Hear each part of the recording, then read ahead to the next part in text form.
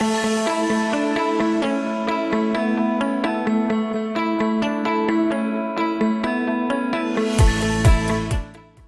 je suis médecin gynécologue à côté de Bayonne. Je me suis installée il y a 20 ans, après 5 ans de remplacement.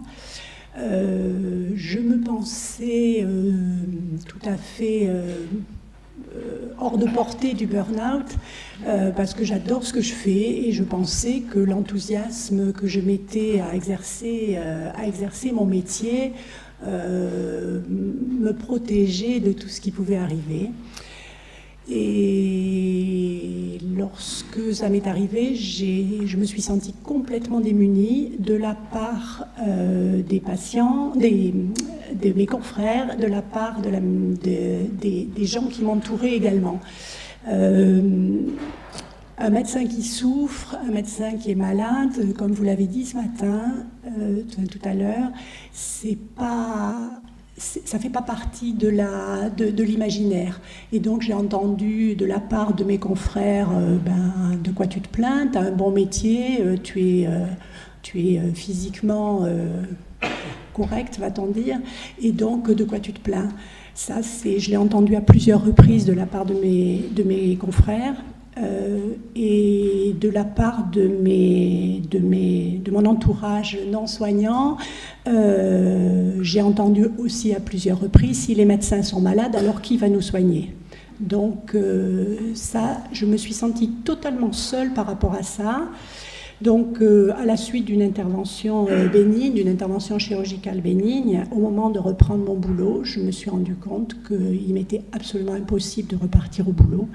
Alors vous connaissez bien les symptômes du burn-out, hein, c'est-à-dire que je me suis sentie tout d'un coup, mais alors brutalement, totalement vidée de ce que je pouvais avoir à l'intérieur, comme si le fait d'aller au boulot, d'aller à mon cabinet, j'allais être brûlée sur place, que j'allais pas pouvoir rentrer du boulot.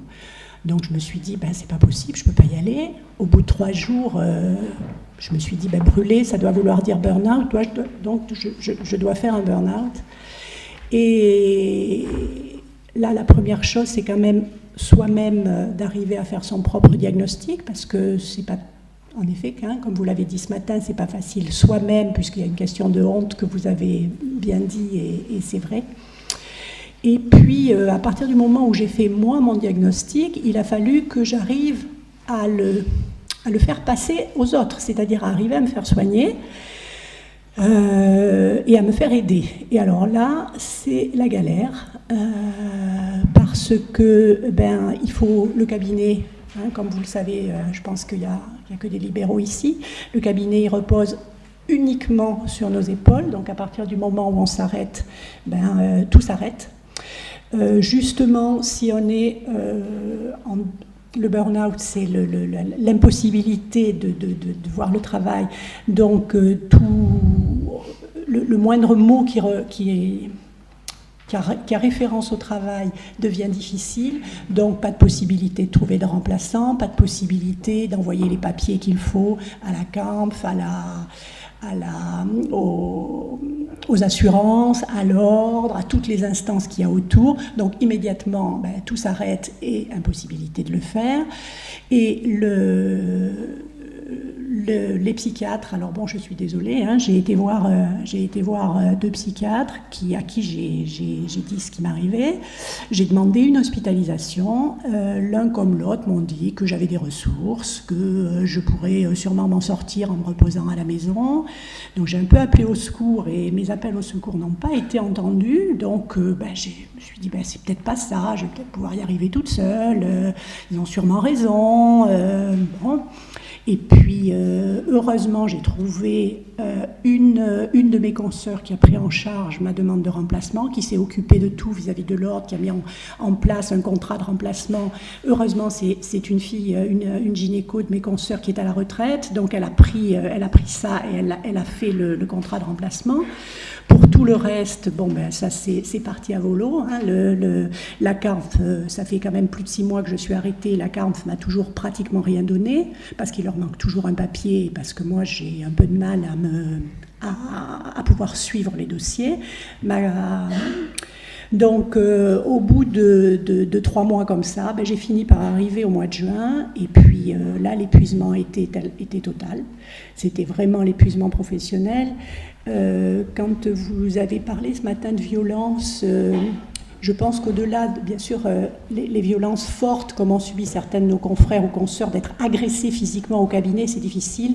Mais moi, ce que j'ai ressenti, c'était surtout la violence insidieuse, hein, la violence des petites phrases assassines qu'on entend, les violences que le ministre de la Santé peut donner à notre égard, les violences que peut dire Nicolas Revel vis-à-vis de nous. Moi, c'est toutes ces personnes qui nous dénigrent dans des petites phrases insidieuses.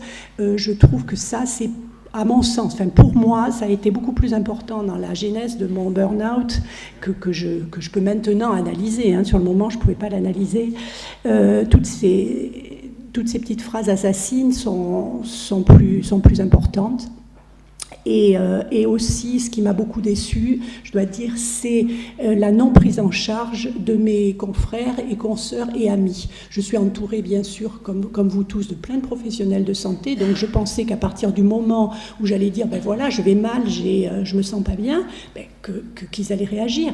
Ils réagissent pour leurs malades, pour leurs patients, au cabinet, mais à partir du moment où c'est une amie, une consoeur, eh ben, elle n'a pas le droit d'être malade, quoi. Hein. Ce qu'ils font au cabinet, c'est sûrement des bons médecins à leur cabinet, mais pour m'aider à moi, je pense qu'ils avaient peur, peut-être, j'ai eu la sensation qu'ils avaient peur de la contagion, hein, que j'allais, le fait que j'aille pas bien et que je sois en burn-out, allait soit les entraîner à eux dans leur burn-out, qui était peut-être latent, hein, ou que j'allais peut-être pouvoir leur donner des pistes pour qu'eux aussi ils sombrent avec moi.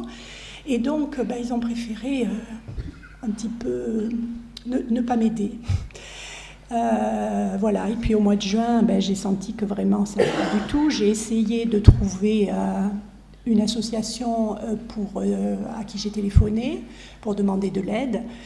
Je pense que vraiment, enfin, s'il y a quelque chose que je peux dire vis-à-vis des associations, ou vis-à-vis de vous tous, en tant que médecin ou que personne, c'est que quand quelqu'un appelle à l'aide, il faut réagir rapidement. Parce que moi, j'ai l'habitude de me prendre en charge, j'ai l'habitude de prendre en charge mes patients. Donc le jour où j'appelle à l'aide, c'est que vraiment ça ne va pas. Et donc, ça passe tout juste. On est sur le fil du rasoir, on est prêt à tomber. Et si on fait pas réaction, si on n'a pas une réaction tout de suite, ça peut être très grave. Donc, à partir du moment où quelqu'un appelle une association, quelqu'un appelle à l'aide, il faut réagir tout de suite. Pas dire demain, oui, ça va aller mieux, t'as qu'à faire ci, t'as qu'à faire là. Il faut tout de suite prendre les choses en main pour pouvoir l'aider. Donc, j'ai téléphoné, l'association m'a dit, je vais vous rappeler, je vous rappelle dans les 24 heures. Ils ont mis 3 à 4 jours avant de me rappeler. Donc, pendant ces 3 à 4 jours, c'est tout simplement, j'étais pendue à mon téléphone parce que je voulais savoir où je pourrais être hospitalisée, comment je pourrais faire pour être prise en charge. Et puis là, voilà, j'ai senti que ça pouvait basculer à ce moment-là. Et j'ai essayé de trouver... J'ai essayé de demander aussi à mes proches, est-ce qu'il y a des cliniques qui sont dédiées au burn-out des médecins? Parce que je vais être prise en charge d'une façon spécifique. Impossible de trouver une clinique spécifique pour le burn-out des médecins. Voilà, et donc j'ai fini quand même par être hospitalisée dans une clinique plus généraliste. Et puis à partir de ce moment-là, où j'ai pu me reposer de mon épuisement, ça a commencé à aller mieux. Et voilà, je ne suis pas tout à fait encore sortie d'affaire, mais je pense que ça va aller mieux. Voilà, donc il y a 2 choses à mon sens. C'est la prévention avant, vous l'avez très bien dit tout à l'heure, hein, c'est-à-dire repérer les signes qui se passent avant, parce que moi, les signes, si je les avais connus, ou maintenant que je les connais, je vais pouvoir les repérer chez mes amis, confrères et consoeurs. La prévention, elle commence bien avant.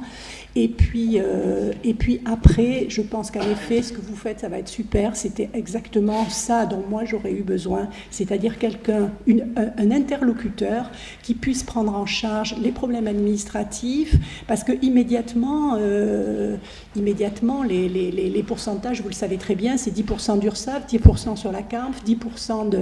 Voilà, et dernière chose, juste avant d'être hospitalisé fin juin, j'ai reçu mon appel de cotisation de la CAMF pour payer mon semestre. Fin juin, ils m'ont dit il faut que vous payiez votre semestre le 10 juillet.